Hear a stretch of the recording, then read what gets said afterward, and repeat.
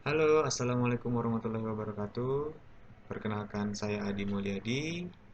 Kali ini kita akan membahas tentang sesuatu yang berhubungan dengan penelitian ataupun riset.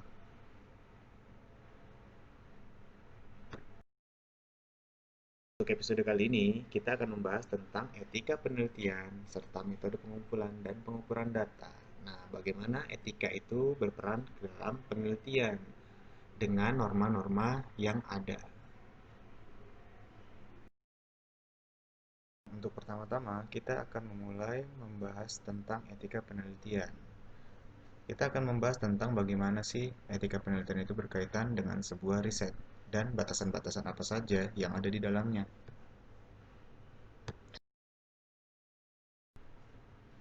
Sebelum terlalu jauh, baiknya kita memulai dari dasar terlebih dahulu dengan memahami apa itu etika. Etika berasal dari bahasa Yunani yang berarti ethos.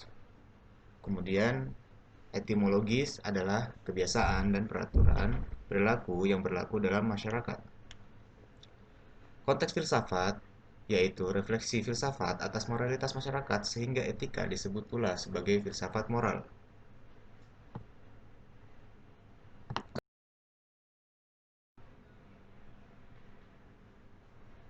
Nah, untuk selanjutnya kita akan mencoba melihat peran dari etika. Etika membantu manusia untuk melihat secara kritis moralitas yang dihayati masyarakat. Kemudian, etika sendiri membantu kita untuk merumuskan pedoman etis yang lebih memadai dan norma-norma baru yang dibutuhkan karena adanya perubahan yang dinamis dalam tata kehidupan masyarakat.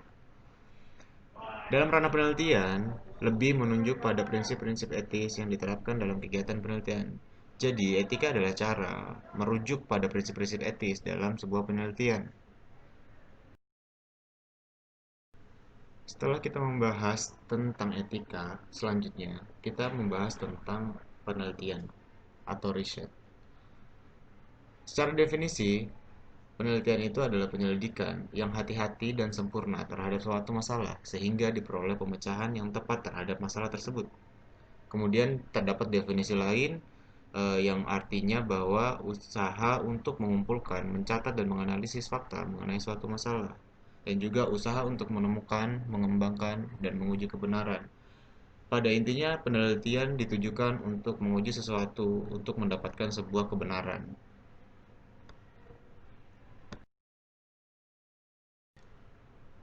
Penelitian membantu manusia untuk mencermati secara kritis dan analitis berbasis nilai-nilai moral dan etika normatif yang dapat dihayati dalam kehidupan manusia.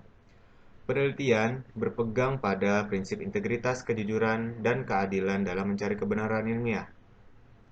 Dengan menegakkan kejujuran dan menjunjung tinggi keadilan, martabat peneliti, dan akan menghasilkan penelitian yang memiliki ciri moralitas dan etika yang tinggi. Ada 5 cara dalam mencari kebenaran. Dalam sebuah penelitian, di antaranya ada penemuan secara kebetulan, trial and error, otoritas, pengalaman, serta metode penelitian ilmiah. Etika penelitian membantu manusia untuk melihat secara kritis nilai-nilai dasar moralitas penelitian sebagai acuan dasar implementasi hasil penelitian yang diharapkan. Terdapat 15 titik penting etika penelitian yang harus terus diperkuat dan menjadi bagian dari etika dan moral penelitian.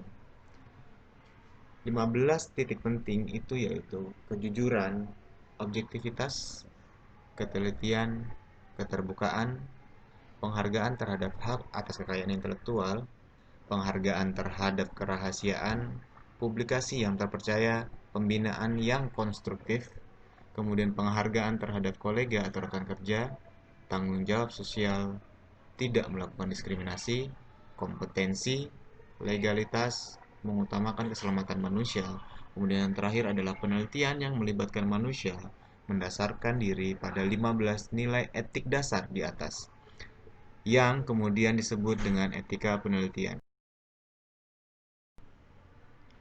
Yang tidak kalah penting, kali ini kita juga akan membahas tentang kecurangan dalam penelitian atau research. Yang pertama adalah fabrication atau manipulasi data. Nah, yang ini mungkin paling sering dilakukan, yaitu manipulasi data. Contohnya, Misal dalam parameter pertumbuhan tanaman, salah satunya adalah tinggi tanaman. Maka jika hipotesanya adalah semakin hari semakin bertambah tinggi, lantas suatu saat ada ayam yang memakan tanaman tersebut, sehingga dia akan menjadi pendek. Sebetulnya kita juga tidak tahu berapa tinggi sebenarnya, dan kita pasti akan mengubah data tersebut menjadi yang seharusnya tinggi. Itu yang disebut dengan fabrication. Selanjutnya adalah falsification atau pemberian informasi yang salah. Biasanya dilakukan pada metode penelitian. Misalkan ya, di lapangan kita melakukan salah metode atau tanpa sengaja terbalik melakukan metodenya. Namun, kita baru menyadari setelah hasilnya keluar. Makanya, alih-alih mengulang penelitian karena banyak alasan, maka kita lebih baik menuliskan metode yang sebenarnya, bukan metode yang benar-benar kita lakukan. Contoh lain adalah dengan penambahan informasi atau data, tetapi sebenarnya kita nggak ngambil tuh data tersebut. Nah, itu juga termasuk dalam falsifikasi. Selanjutnya adalah plagiarism atau meniru. Yang paling sering dilakukan dalam penelitian adalah citation plagiarism, yaitu di mana kita mensitasi atau mengutip pendapat, ide, pembahasan, dan juga referensi dari karya atau laporan orang lain, namun kita tidak mencantumkan sumbernya. Selanjutnya, penyalahgunaan kode etik. Dalam riset juga ada kode etik. Kapan-kapan kita akan bahas. Nah, penyalahgunaannya biasanya terjadi jika kita melakukan penelitian menggunakan hewan atau manusia sebagai bahan percobaan atau penelitian. Biasanya berupa pengurangan atau penambahan informasi pada hasil penelitian. Atau bisa juga tidak memaparkan metode secara keseluruhan kepada para sukarelawan yang menjadi objek penelitian. Ghostwriting. Jika keempat jenis kecurangan itu adalah masalah yang sudah sejak lama atau lebih dikenal dengan masalah klasik, maka ghostwriting adalah masalah kekinian yang masalah baru. Zaman sekarang banyak sekali penyedia jasa penulis skripsi, tesis, dan sebagainya. Saya juga pernah mendengar penuturan salah seorang teman, meski sebenarnya belum terkonfirmasi ya. Jadi, dia mengatakan bahwa dia beserta tantenya membuat skripsi dari sebuah mahasiswa jurusan psikologi. Entah benar atau tidak, namun fenomena tersebut sudah banyak terjadi. Selanjutnya adalah authorship. Masalah authorship atau yang kita mengerti sebagai para penulis asli memang banyak terkait dengan masalah perasaan atau ketidakenakan.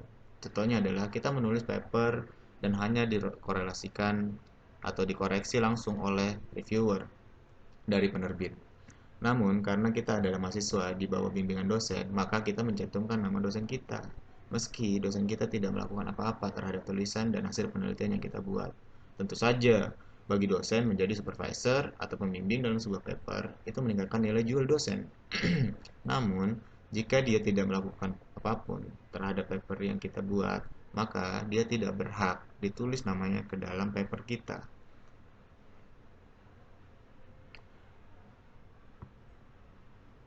Selanjutnya adalah photo manipulation.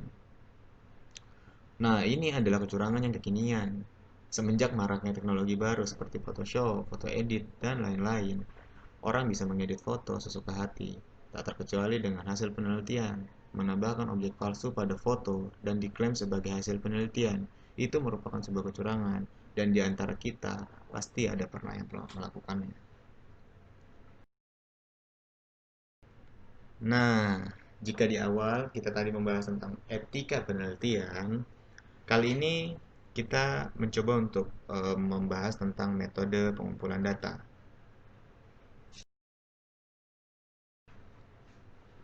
Proses pengumpulan data ditentukan oleh variabel-variabel yang ada di dalam hipotesis.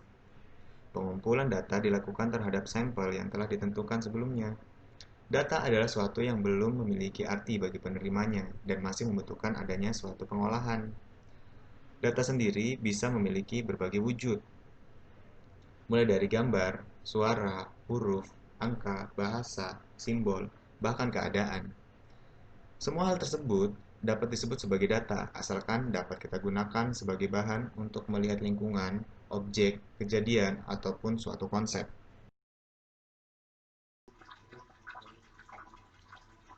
Data dapat dibedakan dalam beberapa kategori. Jenis-jenis data dapat dikategorikan sebagai berikut. A. Menurut cara memperolehnya, terbagi menjadi dua, yaitu data primer dan juga data sekunder.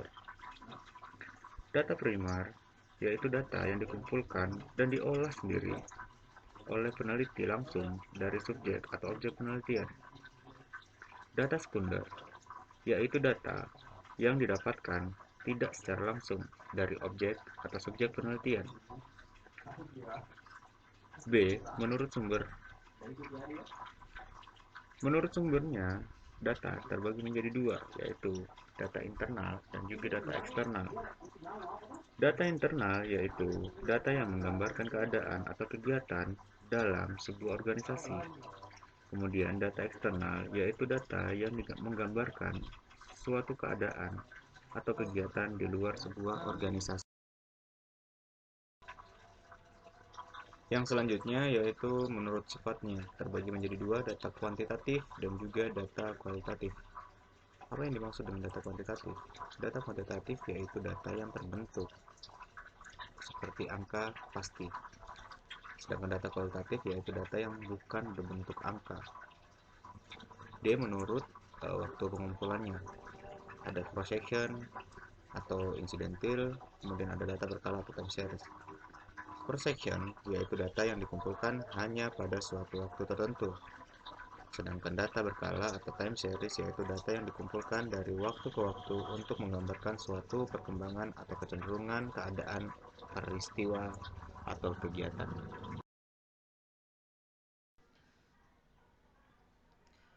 Ya, kemudian dalam penelitian kita seringkali mendengar istilah metode pengumpulan data dan instrumen pengumpulan data.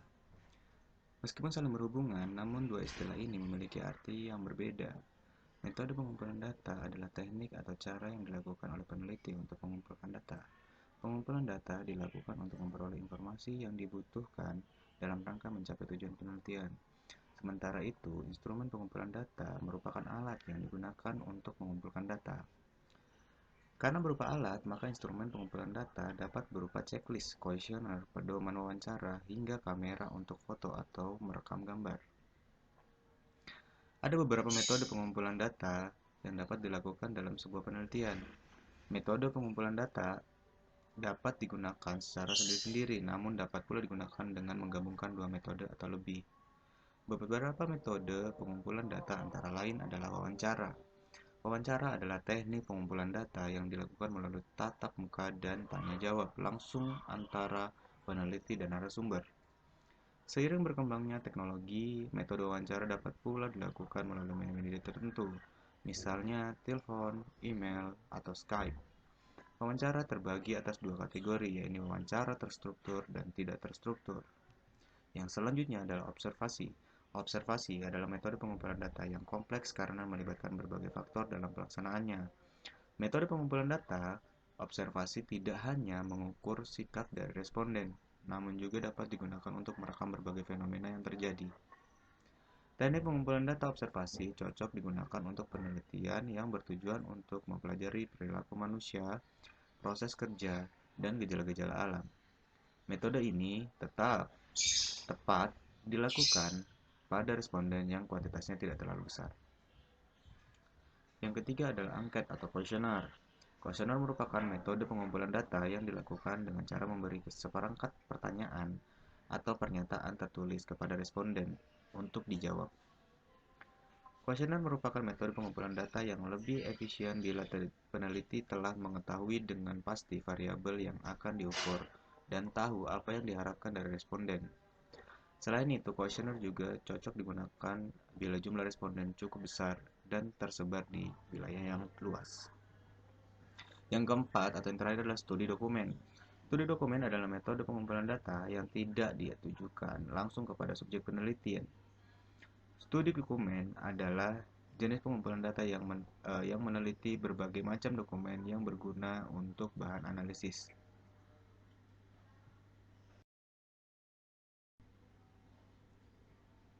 Kemudian yang terakhir yang kita akan bahas pada section ini yaitu adalah pengukuran data.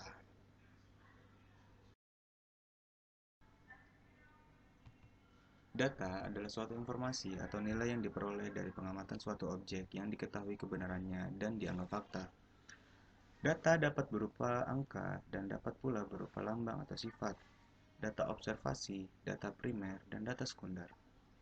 Pada dasarnya, penggunaan data sendiri adalah sebagai dasar objektif di dalam proses pengambilan keputusan. Data yang baik adalah data yang bisa dipercaya kebenarannya, tepat waktu, dan mencakup ruang lingkup yang luas, atau bisa memberikan gambaran tentang suatu masalah secara menyeluruh. Yang selanjutnya, kita akan membahas tentang kelompok klasifikasi data. Data-data ini sudah kita lihat pada tampilan sebelumnya, yaitu pada jenis-jenis data. Namun, pada kali ini kita berfokus pada data time series dan juga data cross-section. Terlihat gambar di sebelah kanan, perbedaan tabulasi antara cross-section dan juga time series, juga perbedaan dari basic model dari keduanya. Di mana basic model dari cross-section sendiri yaitu YI sama dengan XI ditambah ZI ditambah EI, di mana I sama dengan individu atau objek. Kemudian di data time series adalah basic modelnya YT sama dengan XT ditambah ZT ditambah ET, di mana T sama dengan periode.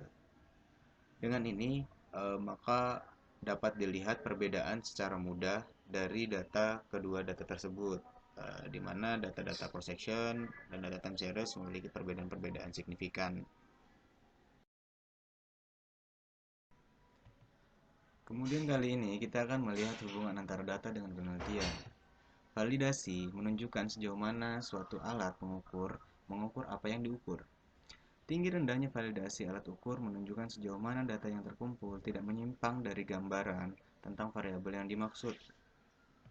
Kemudian, hubungan data dengan penelitian adalah data merupakan alat yang digunakan untuk menentukan variabel-variabel untuk mencari tahu apakah variabel tersebut berkaitan dengan penelitian atau tidak. Dan data merupakan unsur yang paling penting dalam sebuah penelitian.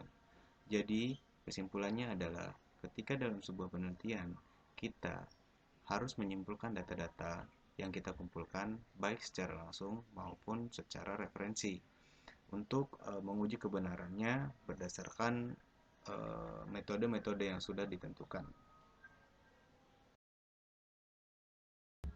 Terima kasih telah menonton video ini dan terima kasih, semoga di akhir video ini kita bisa mengambil hal positif dan juga membuang hal-hal yang negatif. Sulit memang mencoba untuk sesuatu yang baru, tapi dalam hidup yang kekal adalah perubahan itu sendiri.